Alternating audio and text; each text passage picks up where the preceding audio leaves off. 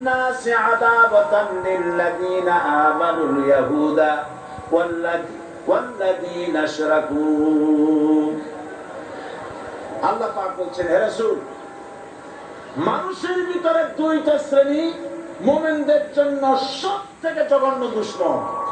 কয়টা শ্রেণী? দুইটা। একটা হলো ইহুদ আর একটা হলো মুশরিক। একটা হলো ইহুদি আর একটা হলো মুশরিক। এটা হলো তোমাদের দুশমন। আর আজ আমাদের দেশে, পৃথিবীর বিভিন্ন দেশে মুসলমানেরা মুশরিকদের সঙ্গে সম্প্রীতি বাড়াচ্ছে, মুসলমানদের সাথে শত্রুতা বাড়াচ্ছে। আজ আমার দেশে পূজা পার্বণে বাধা নাই। পূজা পার্বণে বাধা আছে? পূজা পার্বণে বাধা নাই। বাধা কোথায়? কোরআন শরীফের তাফসীর মাহফিলে। কোরআনের তাফসীরের মাহফিলে বাধা দেওয়া হচ্ছে। গান বাজনায় 144 ধারা নাই, কিন্তু কোরআন শরীফের মাহফিলে 144 ধারা দেওয়া হচ্ছে। যারা দিচ্ছে তারা আবার ওমরাও করে, হজও করে। ওরা আমাদের বলে আমরা নাকি ধর্মের নামে রাজনীতি করি। বলে না? আমরা নাকি ধর্মের নামে রাজনীতি করি। আমি বলি, ধর্মের নামে আমরা রাজনীতি করি না, আমরা ধর্মীয় রাজনীতি করি। কথাটা বুঝে আসছে কিনা? ধর্মের নামে রাজনীতি তো সেই ব্যক্তি করে 1996 সনের নির্বাচনের আগে যিনি মাথায় পট্টি বেঁধেছিলেন, যিনি শপথ গ্রহণের সময় হাতে তসবিহ বলেছিলেন। ধর্মের নামে রাজনীতি তিনি করেছেন। আজ অনেকগুলি ডিগ্রি পেয়েছেন তিনি, অনেকগুলি ডিগ্রি পেয়েছেন। কয়টা?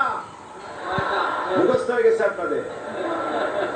শকুনেরা, শকুন যদি গরুর গোশত কিনে খাওয়া লাগতো, 80 টাকা কেজি দরে শকুনে এত গোশত কিনে খাইতে পারতো না। লেখাপড়া করে যদি ডিগ্রি নেওয়া লাগতো, এত ডিগ্রি কপালে জুটতো না। পয়সা দিয়া ম্যানেজ করা ডিগ্রি, কিন্তু 9টা নিলে কি হবে? আসল ডিগ্রিটা এখনো বাকি আছে। আসল ডিগ্রি কোনটা? নির্বাচনের আগে পট্টি বেঁধে তসবিহ নিয়ে গোটা জাতিকে যে সফলভাবে প্রতারণা করতে আপনি পেরেছিলেন, মহাপ্রতারক হিসাবে সেই ডিগ্রি আগামী নির্বাচনের মোক্ষম সময় জনগণ আপনার গলায় পরায় দেবে।